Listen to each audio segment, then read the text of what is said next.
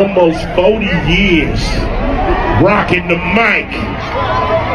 You still killing it, goddamn. And I'm gonna tell you right now, me and Dub C ain't never been to a Diddy party, mother.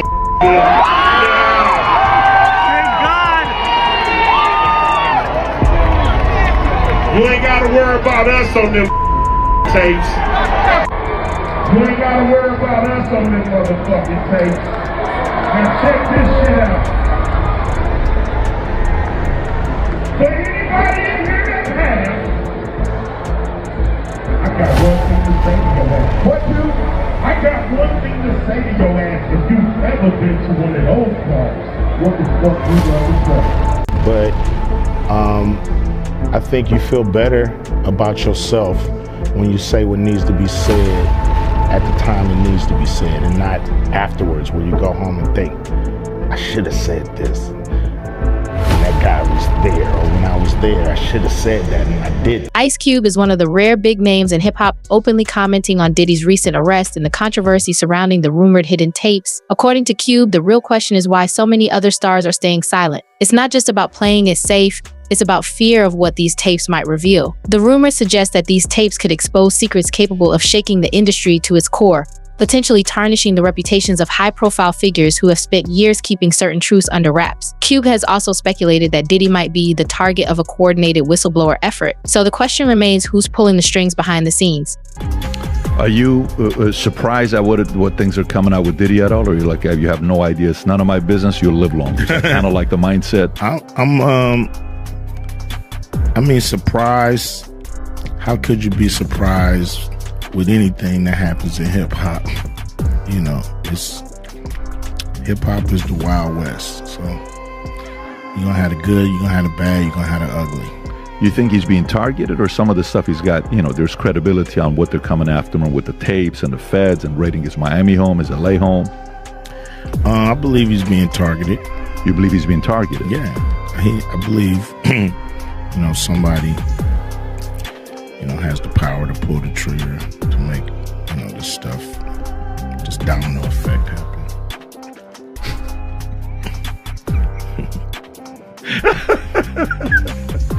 Okay, all right. So you think he's being targeted. So you don't think,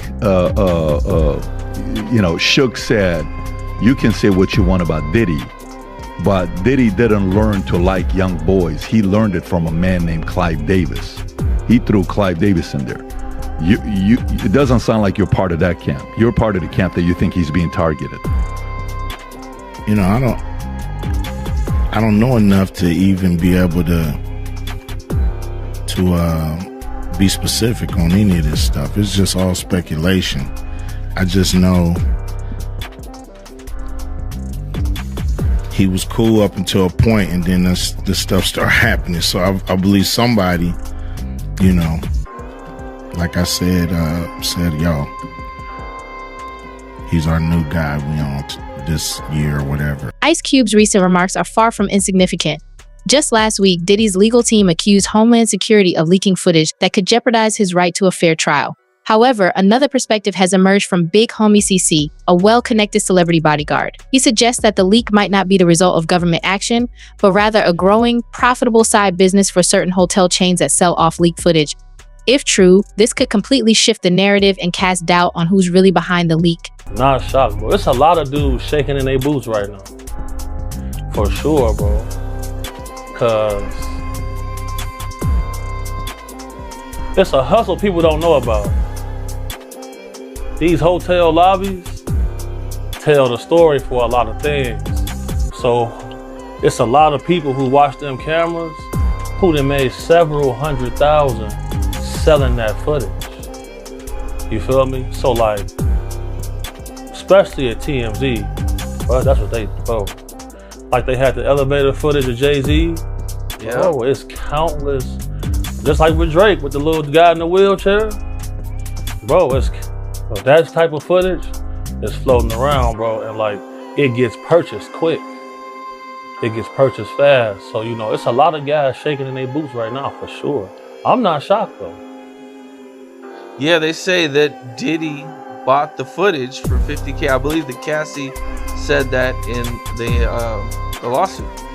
Right. But see, the thing is, he's not buying the masters. You're not buying the original copy. Yeah. Who's up there watching that system probably sold that video 3-4 times. Go up 150 in a weekend because a superstar want to get crazy. Like with Quavo and No Girl, that was caught on the same type of footage. He wrestled her to the ground and get his phone back. Look that up. That's common knowledge, bro. So like for me, I always know, find out who the head of security is wherever I got a claim. Cause that's the guy you gotta know. He the one that's he get his fee, you can be, you got a little bit more space to operate. That's the guy you get the footage from. That's the guy you get the footage from, for sure, bro. And if you lowball him, he gonna double sell it, for sure. Don't lowball him, man. $50,000 that's not enough, bro. For a video of Diddy beating up Cassie seems like a low amount. Yeah, that's something like that probably go like 300. He lowball. That's what rich guys do, bro. They lowball people they don't gotta pay a lot. And always come back to him, bro. Yeah, he should have paid a lot more than that. They're saying that possibly the footage came from the raids and that the feds might have been the one to release the footage. No. So, I don't think they would release the footage because that's like tampering with their own case. Like I know for a fact that there are people who call around to certain people to see did anything take place while this group of people was there. Yeah, bro, that's common, bro. That's common knowledge. Big Homie might be onto something with his theory, especially since Homeland Security recently denied ever having possession of the footage in question. This has fueled speculation that the leak could have come from an anonymous insider. However, a New York Times article offers a different perspective that could challenge Big Homie's idea of financial motivation. The article suggests that the leak might not be about money at all, pointing to other potential motives behind bringing the footage to light. The fact that it was leaked to CNN rather than a tabloid or gossip outlet suggests there could be a more strategic reason for exposing it. In their filing, Diddy's legal team indicated they would ask a judge for remedies, including suppression of the footage, disqualification of witnesses, or even dismissal of the charges. This reinforces Ice Cube's argument that Diddy might be the target of a calculated attack by forces with motives that go beyond financial gain. So, who could be orchestrating this? Could it be the power couple, Jay-Z and Beyonce, or other influential figures in the industry? As the pieces of this puzzle fall into place, Jaguar Wright's involvement could be key to unraveling the web of intrigue behind the leak. Why does it all come to a head now? Why now? Why? Because he's the acceptable monster at this time, like R. Kelly was the last time I sat on this couch.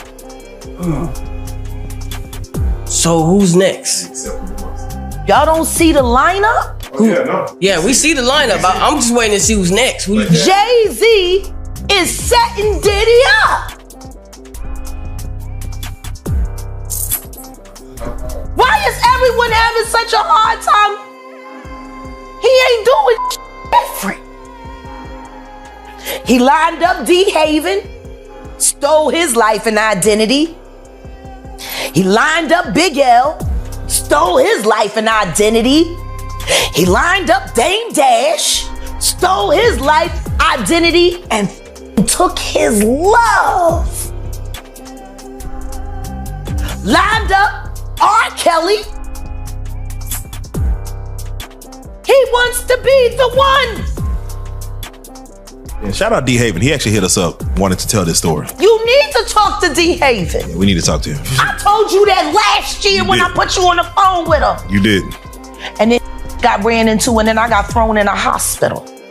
Jaguar Wright has brought attention to a figure named D-Haven, who until now has been overshadowed by Jay-Z's rise to fame. In a revealing 2007 interview we dug up, D-Haven openly discusses how Jay-Z has essentially appropriated elements of his own persona for his rap songs, an act that, at the very least, can be described as plagiarism.